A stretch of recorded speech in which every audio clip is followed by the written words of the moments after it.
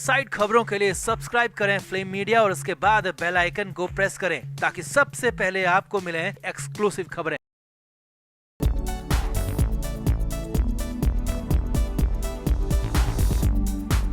तो बिहार के बाद खबर महाराष्ट्र से आ रही है, जहां सीएम एकनाथ शिंदे की कुर्सी डगमगाती दिख रही है। जी हां, मराठा आरक्षण की आड़ में एकनाथ शिंदे से सीएम की कुर्सी छीनने की तैयारी चल रही है और इसकी शुरुआत भी हो गई है, क्योंकि मराठा आरक्षण पर शिंदे ने जो नोटिफिकेशन जारी किया है उस पर सरकार में बैठे तमाम मंत्रियों ने गहरी आपत्ति जताई है। देवेंद्र फडणवीस हो या फिर अजीत पवार, छगन भुजबल हो या फिर केंद्रीय मंत्री नारायण राणे, सबने एक सुर में शिंदे का विरोध किया है। तो क्या मराठा आरक्षण के बहाने एकनाथ शिंदे का पत्ता साफ करने की प्लानिंग चल रही है? क्या है बीजेपी का प्लान? शिंदे आपको बताते हैं सब। अब भी इस खबर पर अपनी राय कमेंट बॉक्स में जरूर दें और वीडियो को भी शेयर करें। तो एकनाथ शिंदे के खिलाफ बगावत के बोल सबसे पहले केंद्र में बैठे मंत्री की तरफ से शुरू किए गए। जी हां, केंद्रीय मंत्री नारायण राणे ने कहा कि वो महाराष्ट्र सरकार के उस फैसले से बिल्कुल भी सहमत नहीं है, जिसमें कहा गया है कि जब तक मराठों को आरक्षण नहीं मिल जाता तब तक उन्हें ओबीसी को मिल रहे सभी लाभ मिलेंगे। राणे ने सोशल मीडिया साइट एक्स पर एक पोस्ट में कहा कि यह अन्य पिछड़ा वर्ग के अधिकारों में अतिक्रमण होगा और इससे महाराष्ट्र में अशांति फैल जाएगी। राणे ने एक्स पर पोस्ट में कहा कि वो राज्य सरकार के फैसले को और आरक्षण के संबंध में मराठा समुदाय को उसके द्वारा दिए गए आश्वासन को मंजूर नहीं करते हैं। उन्होंने कहा इससे ऐतिहासिक विरासत वाले मराठा समुदाय का दमन होगा और यह अन्य पिछड़ा समुदाय में भी अतिक्रमण होगा, जिसका फल ये होगा कि महाराष्ट्र में अशांति फैल जाएगी और इसके जिम्मेदार सिर्फ एकनाथ शिंदे होंगे।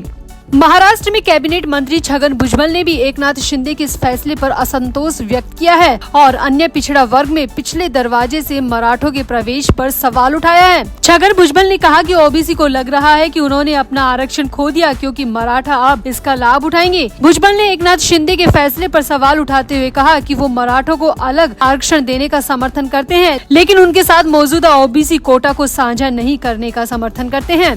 इतना ही नहीं, अजीत पवार भी एकनाथ शिंदे के फैसले से खुश नहीं हैं। एनसीपी से शिंदे सरकार में गए अजीत पवार ने कहा कि वो मराठा आरक्षण के बिल्कुल खिलाफ नहीं है, मगर किसी और का हक देने के पक्ष में भी नहीं है। अजीत पवार ने कहा कि दो पेट भरने के लिए एक का खाना दूसरे को नहीं दिया जाता, बल्कि दोनों को अलग अलग प्लेट में खाना देने की जरूरत है। अजीत पवार ने शिंदे के फैसले पर सख्त नाराजगी जताई है। इधर डिप्टी सीएम देवेंद्र फडणवीस भी शिंदे के फैसले से ज्यादा संतुष्ट नहीं है। उन्होंने कहा कि मेरे डिप्टी सीएम रहते हुए ओबीसी समुदाय के साथ कोई अन्याय नहीं होने दिया जाएगा। मैं पूरी कोशिश करूंगा कि सबकी नाराजगी दूर की जाए और जो सीएम के द्वारा नोटिफिकेशन जारी किया है उसमें भी जरूरी बदलाव किए जाएंगे।